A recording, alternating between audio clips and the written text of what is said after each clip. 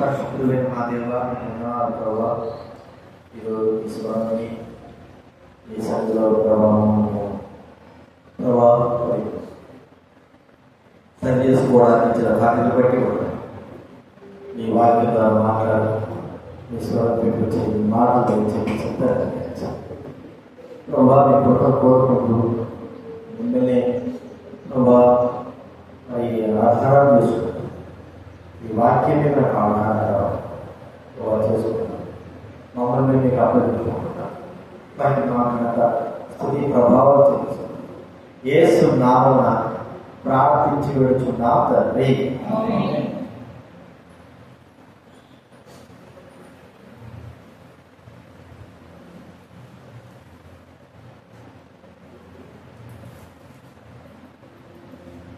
దేవుడి వాక్యంలో లూకా రాసిన సువార్త 22వ అధ్యాయం.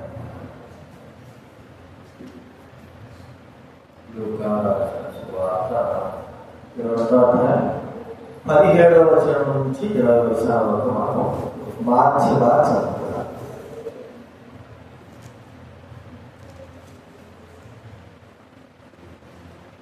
22వ అధ్యాయము 16వ వచనం. దానికే మాటి వేసిపోతున్నారు మీరు.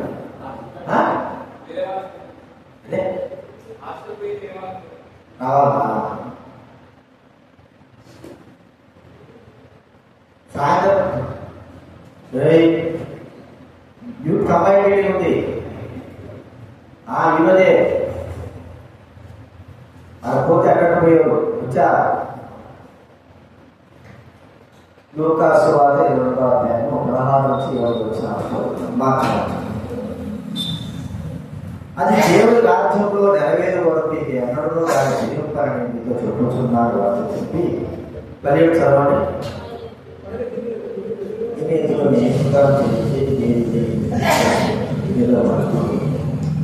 ఇక మీద దేవుడి రాజ్యం వచ్చే వరకు నేను ద్రాక్షారసం బాగా నేను చెప్పుతున్నాను.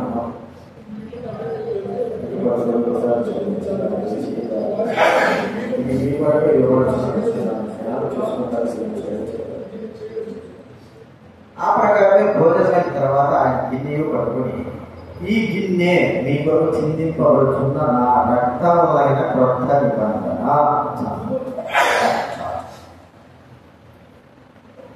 అలాగే మత్తయి సువార్త 23వ అధ్యాయం. మత్తయి రాసిన సువార్త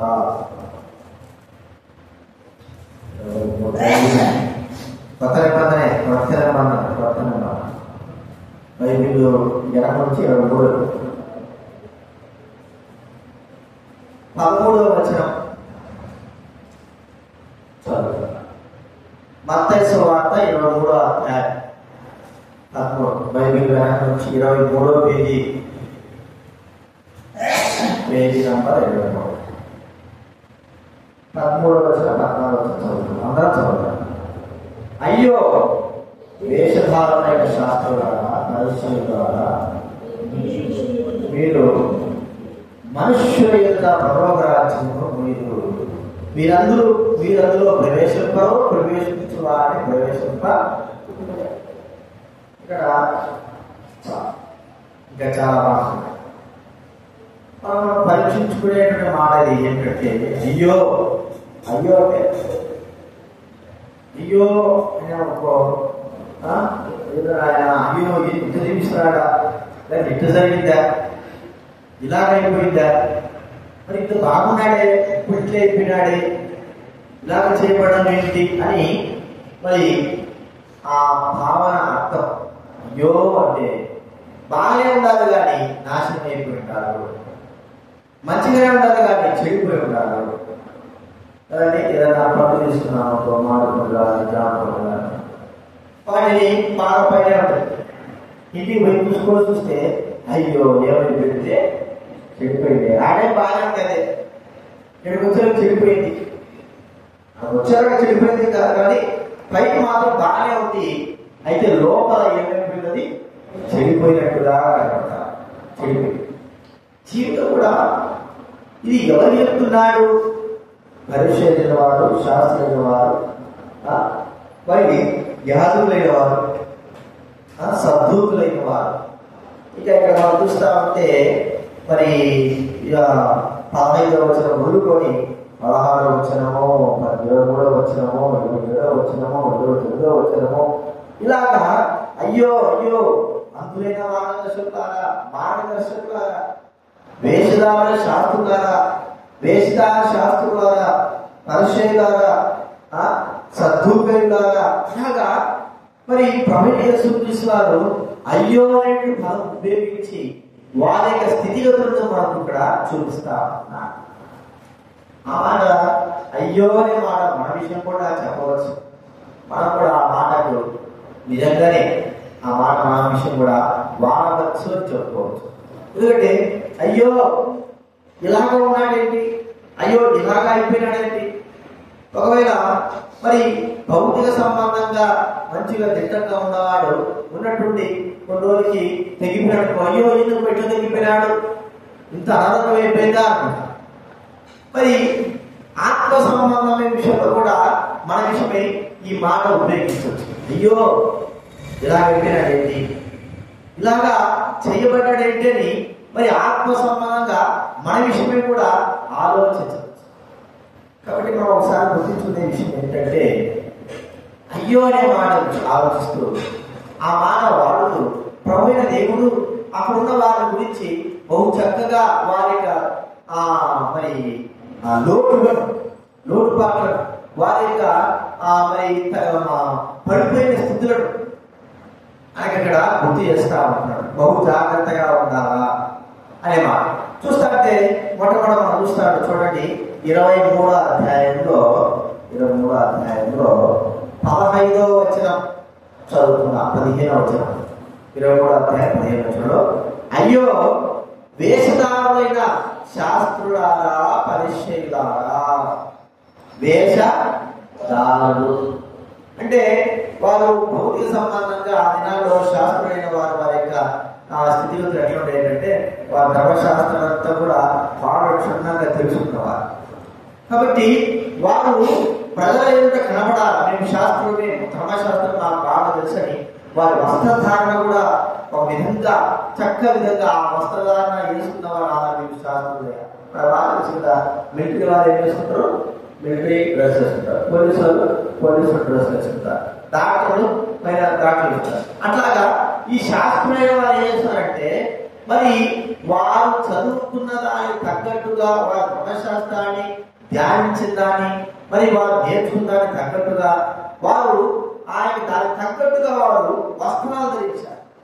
అయితే ప్రభువు చెబుతున్న మాట ఏంటంటే వారి వేషధారణ పైన వేషం కాదు, వారు ప్రభు చూసింది వారి వేషధారణ పైకేమో అన్ని మాకు తెలుసు అన్నట్టుగా వారు వేషం వేసుకున్నారు, కానీ లోపల వారు వేషధారులై ఉన్నారని దైవ గ్రంథం మనకి ఇక్కడ చెబుతాం.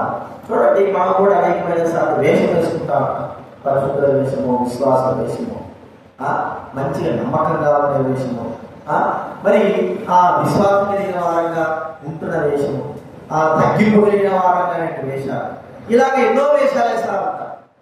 అయితే వేషము పైకి ఉంటుంది కానీ లోపల అంతర్గతము ప్రభు చెప్పే మాట ఏంటంటే నేను హృదయమును పరిశీలించేవాడను కదా. మనుషులందరూ 10 రూపాయలు లెక్కబెట్టి 10 రూపాయలు బాగుండాలే, ఈ వ్యక్తి బాగున్నాడులే అనేటువంటి తాలూకు చూస్తా ఉంటారు. అది కాదు నేను చూసేది, హృదయాన్ని చూస్తాను. ఎందుకంటే వేషం వేసుకున్నాడా, వేషధారం చెప్పినాడా, బయటకైతే వేషం వేసుకుంటే మనకు కనపడతారు కదండి. వీటి భావాలు వేయకూడదు, వాళ్ళు వేషం వేసుకుంటారు, వివాహ దినాల్లో వేషం వేసుకుంటారు, ఏదైనా ఒక పెద్ద జాపతి ఏదైనా జరుగుతున్నప్పుడు లేకపోతే ఆ చరిత్రలు జరుగుతున్నప్పుడు వేషాలు వేసుకుంటారు. రాముడు వేషమో లేకపోతే సీత వేషమో లేకపోతే ఏదో ఒక వేషం, యేసుక్రీస్తు వేషము.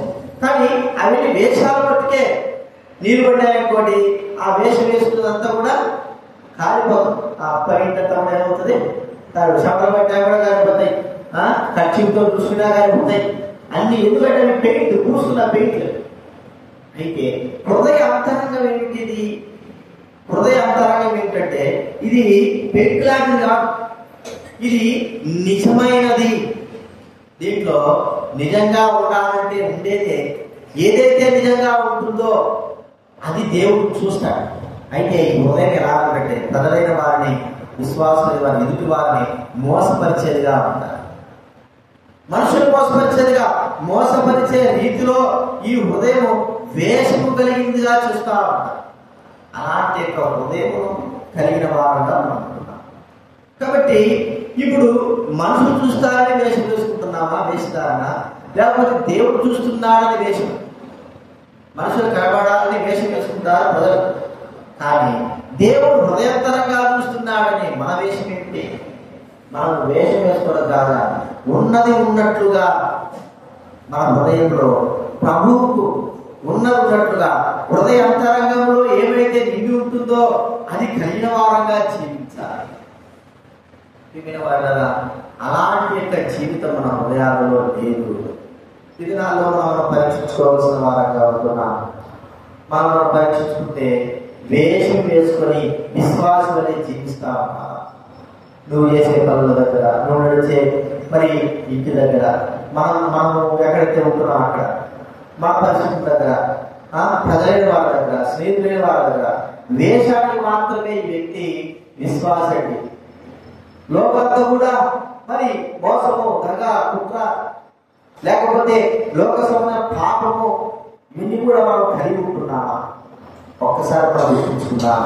ఈ వేషధారులైనటువంటి శాస్త్రులు పరిశీలన వారు ఎలా ఉన్నారంటే వేషం వేసుకొని ఉన్నారు, కానీ వారి హృదయంలో దేవుడు ఆశించిన రీతిలో దేవుడికి తగ్గ కార్యములు వారి హృదయాల్లో లేవు. కాబట్టి వారిని దేవుడు చెప్తున్నాడు, వారిని చెప్తున్నాడు, వార్తలు అంటున్నాడు. ఏమంటే వేషధారులైన పరిశీలన శాస్త్రులారా, వేషధారులైన వారు. ఎందుకంటే వారు ప్రజలను మెప్పిస్తున్నారు కానీ, ప్రజల ఎదుట కనబడడానికి వేషం వేస్తున్నారు కానీ, దేవుని ఎదుట వారి హృదయం ఎలాగ ఉందండి? చెడిపోయి ఉన్నది, వేషముతో ఉన్నది. వేషం కలిగి వారు జీవిస్తా ఉంటున్నారు. కాబట్టి వేషతత్వమైనటువంటి వేషం వేసుకుని మనము ఉండడం ద్వారా ఫలితం లేదు.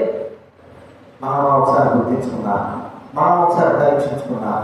మన జీవితం ఎలా వేషధారులుగా ఉంటున్నాం. అంత మాత్రమే కాదు, ఇక్కడ ఎక్కువ మాట చూస్తున్నాడు చూడండి. 23వ అధ్యాయం 3వ చదవడం 23:3.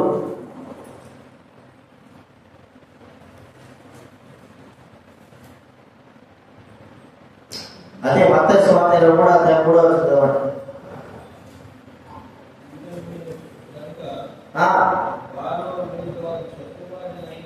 చెప్పు వాటన్నిటిని అనుసరించి కైకొని వారి క్రియల చొప్పున చేయకుడి.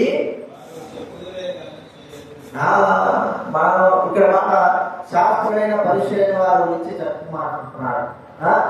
వారు మీతో ఏమేమైతే చెప్తున్నాడో అవన్నీ చేయండి. ఏమిటేమి చెప్పేవాటన్నిటి ఏమిటి? దేవుని వాక్యాలు, దేవుడి గ్రంథంలో మోసే రాసిన మాటలే చెప్తున్నారు. కానీ వారు చెప్పేవారు ఏం చేస్తున్నారంటే దేవుని గ్రంథం యొక్క మాటను అనుసరించలేకపోతున్నారు. అయితే అక్కడ ఏం చెప్పాడు? మళ్ళాగా మరి అంటే వక్రీకరించాడు, బుద్ధి కలిగిన వారంగా చెప్పలేదా? ఏం చెప్తున్నాడు అంటే మీరు మనమేమనుకుంటాము, మీరు చెప్తారు కానీ చేయరు, మేమెందుకు చేయాలా? కరెక్ట్ అంతే, ఇదే మాట లేదా? ఏమన్నా చెప్పండి, చెప్తున్నారు కానీ చేయడం మేమేం చేస్తాం? అంతవరకు మీరు చెప్తున్నారు కానీ చేయడం లేదు, అంతవరకు బాగాలేదు. కానీ మేము లేవు అనే మాటనే ఇప్పుడు ఎవరైనా ఒక బోధకులు కానీ ఇలాంటి వాక్యం చెప్పేవాళ్ళు పెద్దలు కానీ ఏదో తప్పు చేసినారనుకో, ఏదో తప్పు చేశారు, ఇక పక్క వాళ్ళు ఏమనుకుంటారు? వాడు ఇంత తప్పు చేశాడు, మేము ఇంత చేస్తాం, మేము చెయ్యం. ఏం చెయ్యము? ఆ వ్యక్తిలాగా మేము కూడా నడుచుకుంటాం, దేవుడి వాక్యాన్ని పాటించాం. అయితే యేసు ప్రభువు చెప్పిన మాట ఏంటంటే వారు ఏమేమి చెప్తారో, వారు మోసగాలు కానీ, దుర్మార్గులు కానీ, పాపాత్ములు కానీ, వేషధారులు కానీ, ఎవరైనా కానీ మనకు అవసరం. వారు చెప్పే మాటలు ఏమైనా ఉన్నాయో అవన్నీ కూడా మీరు ఏం చేయాలన్నాడు? చెయ్యండి. కానీ వాక్యము చేయండి, కానీ వాళ్ళ క్రియలాగా మీరు ఏం చేయకూడదు? వారు ప్రవర్తించినట్లుగా ప్రవర్తించకూడదు కానీ వారు చెప్పిన వాక్యం మాత్రమే ఏం చేయాలా? విని దాని ప్రకారంగా నడుచుకోవాలి. అయితే మనలో ఉన్నటువంటి విషయం ఏంటంటే మనము వాక్యమును అనుసరించము కానీ వారి క్రియలు నేర్చుకునే వారంగా ఉంటాం, వారి క్రియల ప్రకారంగా నడుచుకునే వారంగా ఉంటాం. ఈ దినాల్లో చాలా మంది విశ్వాసులైన వారు కానీ పెద్దలైన వారు కానీ మరి బోధకులైన వారు ఎవరైనా సరే కానీ ప్రజల యొక్క క్రియలను అనుసరించి వాటిని నడుచుకునే వారుగా ఉంటున్నారు కానీ దేవుడి వాక్యమును అనుసరించి నడుచుకునే వారుగా ఉండడం. ప్రియమైన వాళ్ళ మనిషి చూసేది ఏంటంటే క్రియలను చూస్తున్నారు. క్రియ మరి దేవుడి వాక్యము చూడరా అంటే దేవుడి వాక్యం చూడరు. దేవుడి వాక్యం అనుసరించరా, క్రియలతో నీకే పని, నీ క్రియలు దేవుడి వాక్యానుసారంగా ఉండడానికి చూడంటే మనం అది చూడం. మన విషయం ఏంటంటే మనము వారి క్రియలంటే లోకంలో దారి తప్పిపోయేవారు, లోకంలో మరి దేవుడు ఇష్టంగా లేనివారు, లోకంలో దేవుడు బాధ పెట్టేవారు వారి క్రియల ప్రకారం నడుచుకుంటున్నాము, దైవ వాక్య ప్రకారం నడుచుకోలేకపోతున్నాము. ఇది మన జీవితంలో ఉన్నటువంటి చాలా గొప్ప సమస్య. ఎందుకంటే దేవుడు క్రియలు ఎలాగ మనం క్రియలు మంచి క్రియలు రాగలుగుతాయి, ప్రజలైన దుష్టత్వంలో క్రియలు మనం ఎలాగా మరి కాకోకుండా మంచి క్రియలు చేస్తామంటే దేవుడి వాక్యానుసారంగా నడిచేటువంటి క్రియలే చాలా ప్రాముఖ్యమే. వేషాలైన శాస్త్రులైన వారు ఏం చేస్తున్నారంటే వారు ప్రజల మరి ఆ ధర్మశాస్త్రం మేము మాకు అంత బాగా తెలుసు, మాకు ధర్మశాస్త్రం మాకు రాదు తెలుసు అంటున్నారు. కానీ ఆ ధర్మశాస్త్రం ప్రకారం వారు నడవలేకపోతున్నారు, నడచలేకపోతున్నారు. కాబట్టి వారి క్రియలు దారి తెప్పిస్తున్నాయి. అయితే ప్రజలు ఏం చూస్తున్నారంటే వారి క్రియలనే చూసి వారి క్రియలను ఏం చేస్తున్నారు? నేర్చుకుంటున్నారు. ప్రజలు వారి క్రియలను చూసి వారి క్రియలు నేర్చుకుంటున్నారు. ఇది నాలో ఇలా ఎక్కువ అయిపోయింది. ప్రజలు వారి క్రియలు చూసి వారి వీళ్ళు చూసేది, వారిలా ఉన్నారు జిల్లా ఉన్నారని ఆ క్రియలు చూస్తున్నారే కానీ దేవుడి వాక్యము మనకు ఏమైనా బోధింపబడింది. చెప్పిన వాక్యం ఎవరైనా కావచ్చు, దుర్మార్గుడు కావచ్చు, మోసగాడు కావచ్చు, ఎవరైనా కావచ్చు, చెప్పిన వాక్యము సత్యము. ఆ చెప్పిన వాక్యంలో దోషం లేకుండా ఉన్నప్పుడు దాన్ని అనుసరించాలి. అయితే చెప్పిన వ్యక్తి ఒక దుర్మార్గుడు అయినాడు అనుకోండి, లేకపోతే సాక్ష్యం లేకపోయినాడు అనుకోండి, ఆ వ్యక్తికి క్రియలు నడుచుకోకూడదు. అయితే మనం చేసే తప్పు ఏంటంటే క్రియలను అనుసరించలేకపోయినా దేవుడి వాక్యాన్ని మనం అనుసరించడానికి ఇష్టపడక వ్యక్తులను బట్టి మనము దారి తప్పేవారంగా ఉంటున్నాం. కాబట్టి గుర్తించుకున్న వేషధారులుగా ఉండడం మనకు మనము దూరం చేసుకోవాలి. వేషధారణ జీవితం అనుకుంటుంది. పైకి ఒకటి లోపలని అలాగా ఉంటుంది.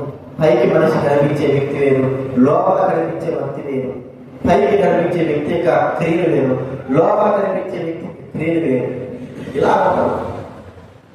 మరి ఎంత మాత్రంగా ఉందా క్రియలు మరి దుర్మార్గపు క్రియలు నడుచుకునే వారి ప్రకారంగా వారి ఇష్ట ప్రకారం నడుచుకోకూడదు.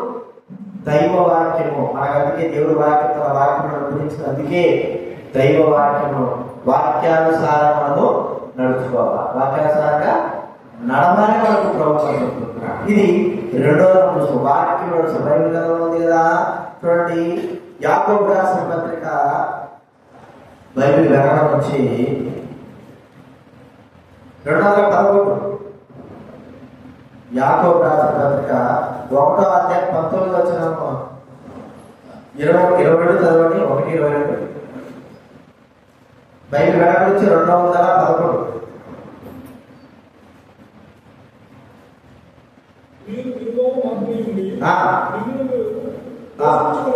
మోసపుచ్చుకోకుండా ప్రవర్తించువారై ఉండుడి.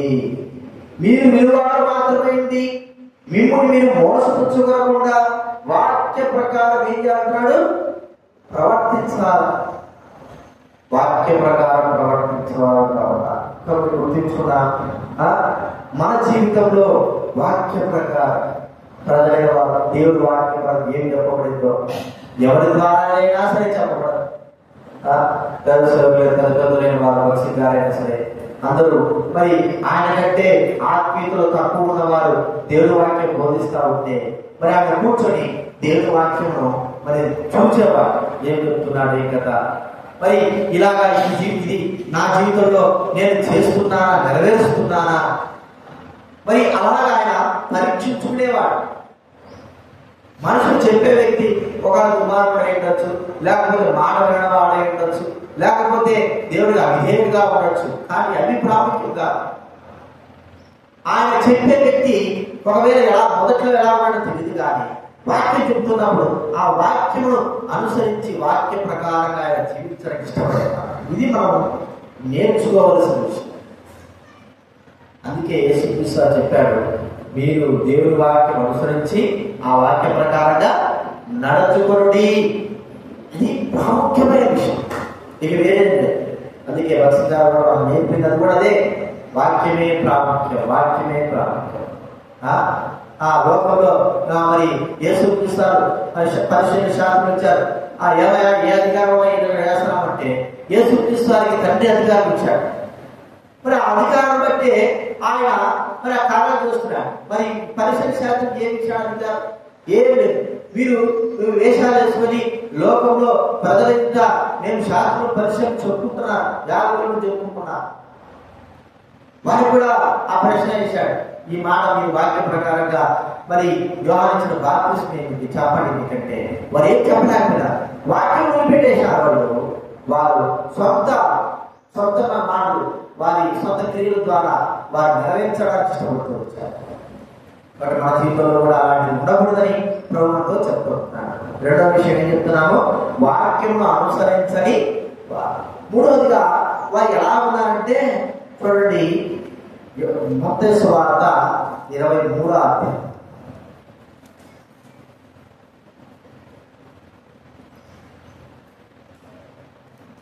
5 చదవండి. మత్తయి సువార్త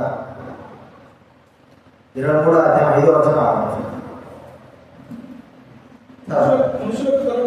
మనుషులకు కనబడు నిమిత్తము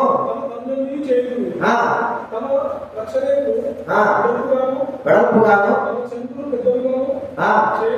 చేతులు, విందులలో అగ్ర స్థానములను, సమాజ మందిరములలో అగ్ర పీఠములను, సంత వీధిలో వందనములను బోధకులని పిలువబడి కోరుదురు. ఏంటి? ఘనత చేసుకోవడానికి కొరకై ఎన్ని అవ్వాలి. ఏదైనా ఒక పెద్ద ఉద్యోగం వచ్చిందనుకో, ఎవరైనా సరే తన కింద ఉన్నటువంటి వారు ఏదో సరే గుడ్ మార్నింగ్ పెట్టలేదు, గుడ్ ఆఫ్టర్నూన్ పెట్టలేదు, నమస్తే సార్ అని చెప్పలేదనుకో, ఇక కక్ష పెట్టుకుంటారు. వీడు చూడి నా అధికారాన్ని కూడా వీడు నాకు విలువ ఏం చేశాడు, వాడు ఒకవేళ మర్చిపోయింటాడేమో, కక్ష పెట్టుకొని సమయ సందర్భాన్ని చూస్తాడు. ఎప్పుడెప్పుడు విని ఒప్పుదామా, ఏది చేద్దామా, ఏదైనా అవసరం అడిగాడు అనుకో, మరి ఏ పని చెప్పకుండా ఏం చేస్తారు, ఆపేస్తారు. చాలా జరుగుతున్నాయి ఇవన్నీ. మరి మనిషికి విలువ కావాలా? విలువ. అది కూడా ఒకసారి మేము విశాఖ దగ్గరలో సేవ చేస్తానంటే ఒక టీచర్ వచ్చాడు, ఎవరు నాతో మాట్లాడినవాడు. వచ్చి మరి నేను అన్నతో మాట్లాడదా, ఆ పని చేద్దాం, ఈ పని చేద్దాం, దేవుడు పని చేసేదానికి ఇష్టమే. మరి దేవుడి పని చేస్తున్నప్పుడు మరి రావచ్చుదామా ఇది అన్నప్పుడు ఒకరోజు వచ్చాడు, 2 రోజులు అయిపోయాడు. ఏమయ్యా రావడం లేదు అంటే ఆ వ్యక్తి మరి పనిచేసేటువంటి ఆ కాలేజీలో పిల్లలు వస్తాడు. అర్థమైందా? ఆ వ్యక్తి ఇతను లెక్చరర్, ఆ కాలేజీ పిల్లలు వస్తాడు. కాలేజీ పిల్లలు వస్తే ఆ కాలేజీ పిల్లల ముందు ఈ రాగెత్తడం కానీ దేవుడి పని చేస్తే ఆమోషంగా ఫీల్ అయిపోయాడు. ఈసారి ఈ బుద్ధి ఎత్తున్నాడా, ఈసారి ఇంతగా ఇంత రాజు మూసేది ఇటు చేస్తాడా అని అది ఆమోషం ఫీల్ అయిపోయి ఏం చేశాడంటే దేవుడి పని రాకుంటే వస్తాడు, కానీ దేవుడి పని చేయడానికి అతనికి ఇష్టం లేదు. నన్ను స్కూల్కి పోతే కాలేజీకి పోతే నాకు గౌరవిస్తారు లేదు, ఇంత పని చేస్తున్నాడే, తత్వం పోసాడు, ఇది చేశాడు, ఏంటి సార్ మీరు ఇట్లా చేస్తారు అంటారని దేవుడి సన్నిధికి ఆ పనులకు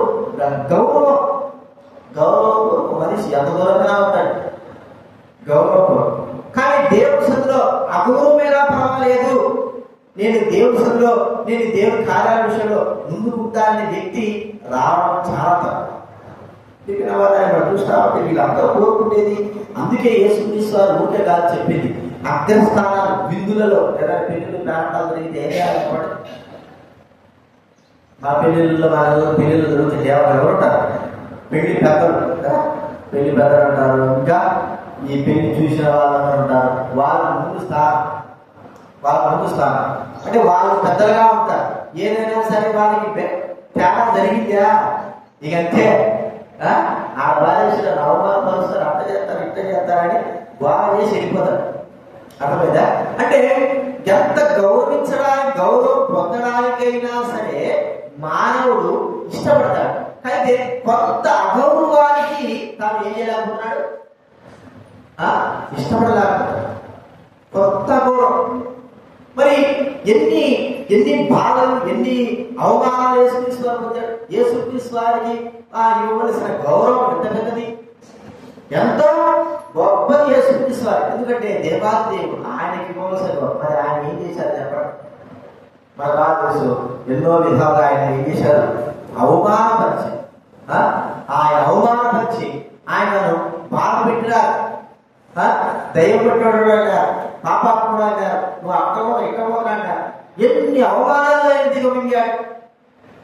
ఆయనకు ఘనత కావాలని కోరుకుంటే ప్రపంచమే ఆయనకు కాలంలో దాస్యం కావాలి.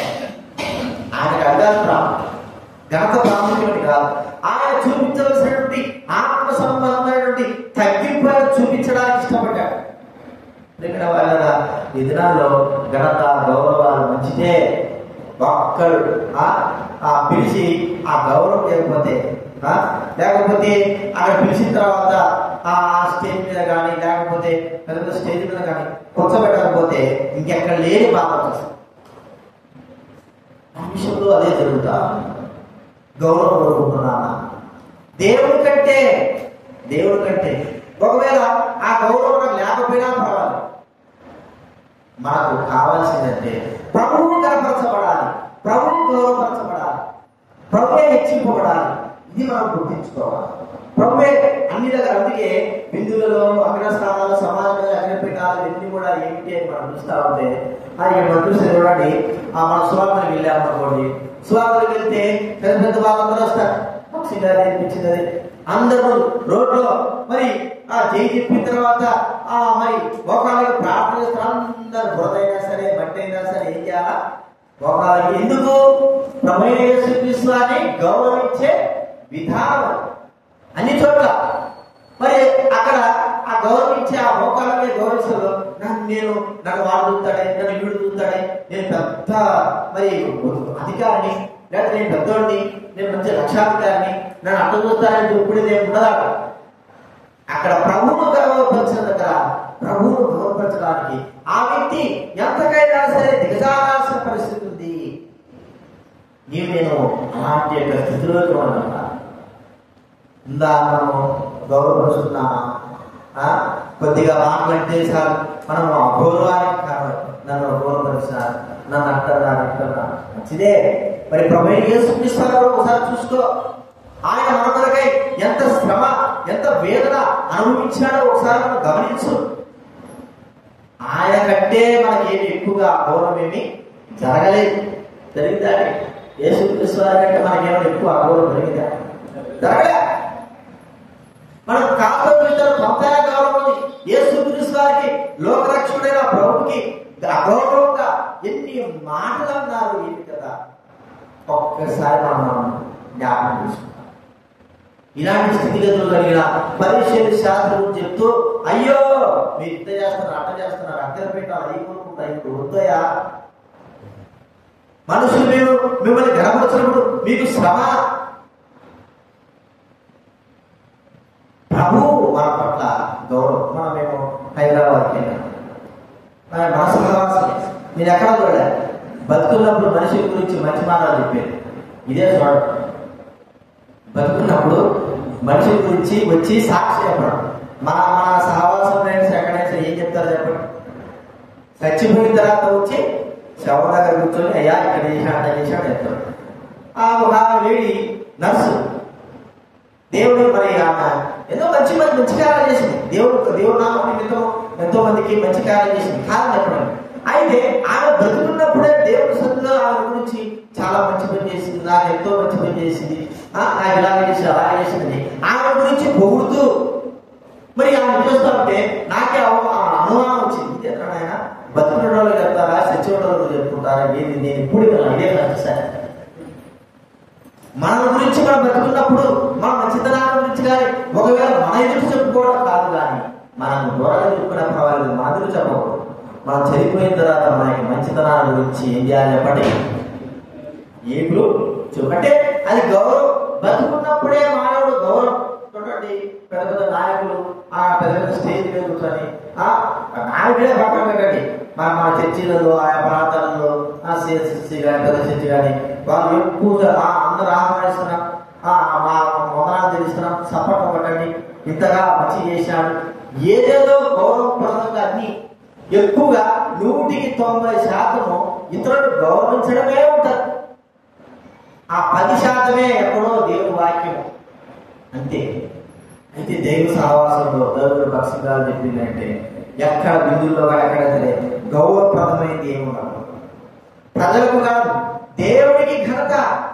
అయితే వీళ్ళు శాస్త్ర పరుషులు ఇలాంటి స్వభావం ఒకవేళ ఇలా పోకపోతే మనం గౌరవించలేమో, మనకు విలువలేమో, మనం పట్టించుకోలేమో, మనం లెక్కలేని వాళ్ళం అయిపోతామనే ఆలోచన ఉంటారేమో. కానీ దేవుని దృష్టిలో మనుషుల దృష్టిలో వాళ్ళ ఆలోచనలో కానీ దేవుని దృష్టిలో గొప్పవాడుగా ఉన్నారు.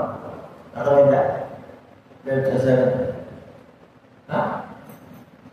నిద్రపోకూడదు. మీరు ఏ వాక్యం ఉంటున్నారో వింటున్నారా?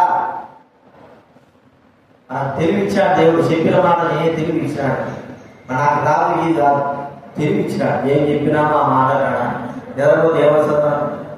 కాబట్టి అగౌరవంగా మరి గౌరవపరచాలంటే తమ ఆశ కలిగిన వారు పరిశుద్ధ శాస్త్రం చూస్తారు. అంత మాత్రమే చివరిగా ఉన్నాను చూస్తా ఉంటే చూడండి, మన వచ్చేవాళ్ళం చూపుని 16వ చదవడం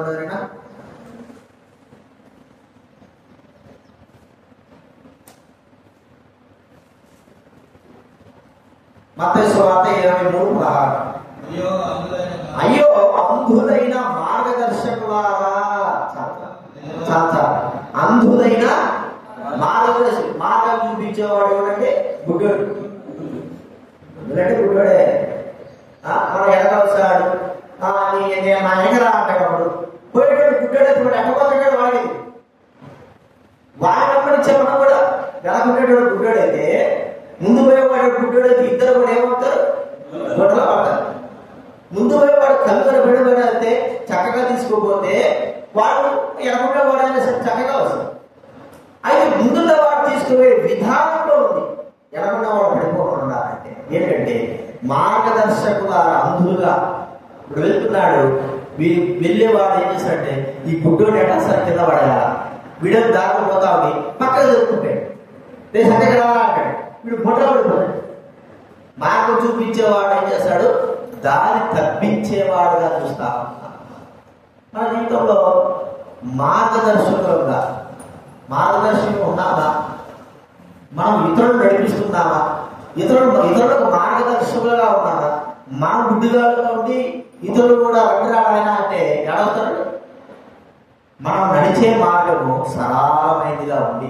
మనం చక్కగా నడుస్తూ ఉంటే అదే వీడు బాగా నడుస్తున్నాడు, వీడు మంచిగా నడుస్తున్నాడు కాబట్టి వీడు గుడ్డోడు కాదు, వీడిని వెంబడించాలా. అదే యేసుక్రీస్తు అని మరి ఆ శిష్యులు వెంబడించారు. ఆయన యేసుక్రీస్తు వారు పోతుంటే ఆయనతో బాగా వస్తున్నారు. ఎవరికి వస్తున్నారు అంటే నేను వెంబడిస్తున్నామయ్యా. సరే అంటే ఆయన తీసుకుపోయాడు. ఆయన వెంబడించిన వారు సరైన మార్గం. ఎందుకు ఆయన వెంబడించిన వారు? ఆయన వెలుగై ఉన్నాడు. ఏమిటంటే వెలుగు కాబట్టి ఆయన గమనించిన వాళ్ళని సరైన మార్గంలోనే పయనించారు. అయితే ఒకడు మాత్రము వాడు ఏం చేశాడంటే దారి తప్పాడు. ఎవరు వెంబడించాడు? మరి బాగా తెలుసు, సాతాను మాట వెంబడించాడు. వాడు ఎక్కడ వెళ్ళాడు? సరాసరి నరకంలోకి చీకటిగా వెళ్ళిపోయాడు. కాబట్టి మనము వెంబడింగా మనం మార్గదర్శకులు కావలసిన మనము మనం ఇతరులు మనల్ని ఒకరు గుర్తుపెట్టుకున్నాము. మనం ఎక్కడైనా వచ్చేది ప్రాముఖ్యమైన దైవగుడలమైన మనం నడకను బట్టి ఇతరులు మనం గమనిస్తున్నామని గుర్తించుకోవాలి. ఒక్కొక్క పిల్లలు చూసుకుందాం, ఆ విడిపెట్టాము, అది మనం నడుస్తుంటే మనం ఎంత పరిగెత్తుకుంటే చిన్న వస్తాడు. అర్థమైందా? చిన్న విషయం. ఇప్పుడు మనం ఉన్నటువంటి మా ముందు చిన్న గుర్తు మనం దాటేసాం, అది పరిగెత్తుకుంటే మనం చూసే వస్తాడు. మనము దాన్ని తప్పించుకోకుండా ఆగిపోకుండా మనం దాటేసాం, అది వెంటనే వచ్చి గుట్టలు పెట్టుకోవాలి. అర్థమైంది? చిన్న గొప్ప పిల్లలు వాళ్ళు బాగా వెంబడిస్తూ ఉంటారు పిల్లలు. అయితే మరి మనం వెంబడించడానికి నియమింపబడిన మనము మార్గదర్శకము ఎలాగ చూస్తున్నాం? మనల్ని బట్టి మనం నడవాలని ఎంతో ఉంటారు, కానీ మనమే ఆటంకకరంగా ఒకవేళ అభ్యంతర కారణంగా ఉండవచ్చు. నడిచే మనము అలా ఉండడానికి గల కారణం ఏంటంటే గుడ్డివారం. అప్పుడప్పుడు మేము బైక్లో పోతా ఉంటాం, నాకు బాగా తెలుసు. బైక్లో పోతాడు, ఎదురుగా కారు వస్తూ ఉంటుంది, కారు పోతూ ఉంటుంది, బస్సు పోతుంటుంది, లైన్ పోతుంది. మాకు డిస్టెన్స్ ఎంత ఉంటుందంటే ఒక 10 అడుగులు 20 అడుగులు ఉంటుంది. దాన్ని గమనిస్తాడు, దీని వెంటనే వాడాడు చిన్నవాడు. వాడు కాదు కాబట్టి మధ్యలో గుర్తుపడతారు కాబట్టి వాడు మధ్యలో గమనిస్తాడు. అర్థమైందా? సడన్ గా కారు పోయి వెంటనే మనకి ఏం కనబడతాయి? గుర్తలు కనబడతాయి. ఈ గుర్తలు ఏం కావాలి? సమానపడాల్సి వస్తుంది. అంటే వాడేవో దారిలో పోయినాడు, వాడు వెంబడించిన మనం ఏమైనా చెప్పండి కుదరపడాలి. అదే వాడు బైక్లో పోతున్నాడు అనుకో, మనకు కనబడుతుంది చక్కగా వాడు పోతున్నాడు, అంత చుట్టూ కనబడతాడు. మనకు అడ్డుగా ఉన్న కారు కానీ బస్సు కట్టినప్పుడు గుర్తలు వాళ్ళు మధ్యలో పడిస్తున్నారు.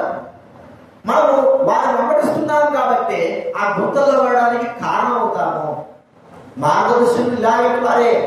ఎంతమంది దేవుడికి దూరం అయిపోయినారు, ఎంతమంది దేవుడి వాక్యం దూరం అయిపోయిన ఇలాంటి మార్గదర్శకులైన వారు చాలా ఉన్నారు. యేసు ప్రభువు వెలుగుగా వచ్చి అరే వాళ్ళు వెంబడించద్దురా, నన్ను వెంబడించండి, వారు గుడ్డివారు. మీరు కూడా వాళ్ళతో పోతే మీరు కూడా ఏమైపోతారంటే గుడ్డలా పోయి ఆ గుడ్డ పడిపోతారు. వద్దు, నా వాక్యము, దేవుడి వాక్యము, దేవుడి మాటలు వినండి, ఇది ప్రయత్నించండి. వారు చెప్పిన మాట వద్దు, వారి క్రియల ప్రకారం వద్దు, వారి జీవిత ప్రకారం వద్దు, వారి ప్రవర్తన జీవితంగా వద్దనే వద్దు, నడవద్దు మీరు అని ప్రభు మనకి ఇక్కడ చెప్పలే చెప్తాం. అయితే మనం నడిచేది ఎట్లా నడుస్తున్నాడు? మామూలు గుడ్డలాగా నడుస్తున్నాం. కనీసం చూసి ఏదైనా సరే అది ఏది మంచిగా చెడ అనేటువంటి ఆలోచన లేదు. గుడ్డలాగానే పిల్లలకి జాబ్ కానీ ఏదైనా పుచ్చిపోయి ఇచ్చినా అనుకో, అర్థమైతే పక్కన ఏం చేస్తారు? తీసుకుని పుచ్చిపోయింది వెంటనే తినేసి ఎలాగకుండా ఆలోచిస్తారు. వాళ్ళ ముందే వాళ్ళు గుడ్డితనం కలుగుకుండా కానీ వాళ్ళకి ఏంటి గుడ్డితనమే. అదే 15 సంవత్సరాలు 16 సంవత్సరాలకి కోసి మాడు గుడ్డు కానీ ఏదైనా సరే కొద్దిగా చెడిపోయింది కానీ ఇచ్చినా అనుకో, వాడు ఏం చేస్తాడు? ముందు చూస్తాడు, చూసి మా తగ్గ వాసన కూడా చూస్తాడు, ఇది వాసన వస్తుందనా. పిల్లలకి వాసన లేదు, అర్థమైందా? ఏది మంచి ఏది చెదో తినడమే. ఎందుకంటే అలాగా. అయితే పోషించే వ్యక్తి దాన్ని చూసి ఇవ్వగలిగితే మంచిదిగా అనుభవిస్తారు. మనమే గుడ్డోడు పోసుకొని మమ్మల్ని గుడ్డలు ఇచ్చారనుకో, వాళ్ళు కూడా ఇచ్చారనుకో, ఇది కూడా బాగానే ఉందంటే నువ్వు బాగానే ఉందన్నావు కానీ ఇది ఎట్లుంది చెడిపోయిపోయింది. కాబట్టి జీవితంలో ఏదైనా సరే గుడ్డోళ్ళగా ఉన్న భక్తులు గుర్తిస్తే వారు అన్నం తినేటప్పుడు కానీ ఏవైనా సరే ఏముంటారో వాళ్ళకి ఏం చేస్తారో తెలియదు, కేవలం బ్రతికి ఉంటారు, ఏం చేయాలో అర్థం కాదు. కానీ వారు ఏం పెడితే తినడానికి ఇష్టపడతారు. అయితే కళ్ళున్నవాడు ఏం చేస్తాడంటే చూస్తాడు, గ్రహిస్తాడు, ఆలోచిస్తాడు. మా గుడ్డ బాగా ముందు కళ్ళు లేనప్పుడు అందుకే మా అంతులైన మార్గదర్శకులారా, మీరు గుడ్డోళ్ళు గుడ్డివారుగా ఉన్నారు. మిమ్మల్ని చూసి గుడ్డలు కూడా ఇక్కడ ఉండే గుడ్డలు అంతా కూడా వస్తున్నారు, మిమ్మల్ని వెంబడిస్తున్నారు. వెనక ఉండే వాళ్ళందరూ గుడ్డలే. జాగ్రత్త, గుడ్డలు గుడ్డిపోతే గుద్దల పడతారా? వద్దు, నేను వెలుగుని నన్ను వెంబడించండి అని ప్రభు అంటున్నాడు. కాబట్టి గుర్తించుకున్న మన జీవితంలో అంధులంగా ఉండకూడదు, గుడ్డివారంగా ఉండకూడదు. మరి మనం గమనించేవారు, ఒకవేళ మనం నడిచే ప్రవర్తన బట్టి మమ్మల్ని చూసేవారు ఉంటారు. మనం సరైన మార్గం నడిస్తే వారు చూసా ఈ మంచి మార్గమని ఈ మార్గం నడవడానికి ఇష్టపడతారు. లేకపోతే మనం చూసి వారు కూడా దారి తప్పిపోయి నష్టపడిపోతారు. దానికి కారణం కూడా మనమే కావచ్చు. ఒక విధానంలో చూసి కాబట్టి ఇతరులకు మార్గదర్శకులుగా ఉన్నటువంటి వ్యక్తులు చాలా మంది ప్రభువైన యేసుక్రీస్తు వారు, అపోస్తలుడైన పౌలు, పేతురు, దైవజనుల వారు, భక్తి గారు, గొప్ప గొప్ప వారు, వీరందరూ కూడా ఎలా ఉన్నారు? చూపు కలిగిన వారు, చూచి ముందు కొనసాగేవారు, గుడ్డివారుగా వీళ్ళు. వీరిని వెంబడించిన వారు ఎంతో మంది సరైన మార్గంలో నడిచిన వారుగా ఉన్నారు. పౌలు వెంబడించినటువంటి తిమోతి కానీ, తీతు కానీ, ఫిలోమోను కానీ, ఒనేసిము కానీ చాలా మంది సరైన మార్గంలో వారు నడిచారు. అయితే మరి పౌలు కాకుండా ఇతరులను వెంబడించి లోకంలో ఉన్న వారిని వెంబడించిన వారు గుడ్డివారై నాశనానికి పాల్గొయ్యారు. మనం గుర్తించుకుందాము ఈ 4 విషయాలు. అందులోగా ఉండవు. మొట్టమొదటిగా వేషధారణ జీవితం. వేషధారణ వాక్యాన్ని అనుసరించే వారుగా మనం ఉండాలి. వాక్యాన్ని అనుసరించే ఎవరు ఎలాగైనా సరే, ఏ వాక్యమైనా కానీ వాక్యం అనుసరి ఏం మాట్లాడుతుందో వాక్యం చెప్పిన బాగా నడుచుకోవడానికి ఇష్టపడాలి. గౌరవాలు, ఘనతలు, పేర్లు, ప్రఖ్యాతులు మనకు అవసరం లేదు. అవి కావాలని కోరుకుంటే లోకంలో మనకి ఎన్నో ఉన్నాయి. వారి కోసం పాల్గొనే సంతానాలు గౌరవం కోసం, పేరు కోసం, ప్రఖ్యాతుల కోసం ఒక అధికారం దొరికితే దానికోసం ఈ అధికారం ద్వారా నాకు ఏమవుతుంది? గౌరవం వస్తారు. ఈ అధికారం ద్వారా నన్ను అందరూ గౌరవిస్తారు. నాకు ఇప్పుడు లోకంలో పేరు ఉంటారు, కానీ దేవుడి ఉండదే. దేవుడి ఉండదు. లోకంలో మరి విరుద్ధముగా జీవించవలసిన వారుగా ఉంటారు. అంటే గౌరవ ప్రధానంగా మనకు కావాల్సింది ప్రభువు చూస్తున్నాడు. ఏం చేసినా వేసుకోమన్నాడు కదా. మీరు దానం చేసినా, ప్రార్థన చేసినా, ఏం చేసినా సీక్రెట్ గా అంటే మీ తండ్రికి తెలిసేటట్లుగా మీరు చెయ్యండి. గౌరవాలు కోరుకోవద్దు. అంత మాత్రం కాదు, అందులోగా మనం ఇన్ని దినాలుగా ప్రభు మాటలు నడుస్తున్నాము. మనం చూసి ఇతరులు నడుస్తారని గుర్తు పెట్టుకున్నాం. మనం చూసి ఏం చేస్తారు? నడుస్తారు. వాళ్ళు యూట్యూబ్లో చిన్నపిల్లల యొక్క చేష్ట కనబడతా ఉంటాయి. తాతలు తన వేసినట్టు నడుస్తా ఉంటే ఏం చేస్తారు? చెప్పండి. వాళ్ళు కూడా రామదాసారా నీ మనవాడు డేవిడ్, నేను కర్ర పట్టుకొని నడుస్తుంటే వాడు కర్ర పట్టుకొని నడిచి అందరూ కూర్చోండి ప్రార్థన చేసుకున్నాం అంటాడు. వాడు నన్ను చూసి జనగం చూసి వాడు అంత లేడు. వాళ్ళు అంటే చెప్పి 2 శాతం పట్టుకున్నప్పుడు 2 శాతం పట్టుకుంటాడు. ఇలా అంటే నన్ను చూసి వాడు ఏం చేస్తాడు? కర్ర పట్టుకుంటాడు. అంటే పిల్లలు మనం చూసి అది భౌతిక సంబంధం కనబడతా, ఆత్మ సంబంధంగా మనం గమనించే వారు కూడా ఉంటారు. గుర్తు పెట్టుకుందాం. మనల్ని అనుసరించాలని ఆశించేవారు ఈ వ్యక్తులు. ఈ వ్యక్తి నమ్ముకున్నాడు కదా, చూద్దాం ఈ వ్యక్తులు ఎలాంటి మంచి క్రియలు ఉన్నాయని చూసేవారంట. వారికి మనము అందులోగా ఉండకూడదు. సాధ్యమైనందుకు వారిని మనం మంచి దారి నడిపించడానికి చూడాలి. మనం నడవాలి, మనతో పాటు వారు నడిచే వాళ్ళు నడుస్తూనే ఉంటారు. దారి నడుస్తూ ఉంటే నడిచేవారు ఏం చేస్తారంటే చెప్పండి, నడుస్తూనే ఉంటారు. నడవకుండా కూడా నడవదు.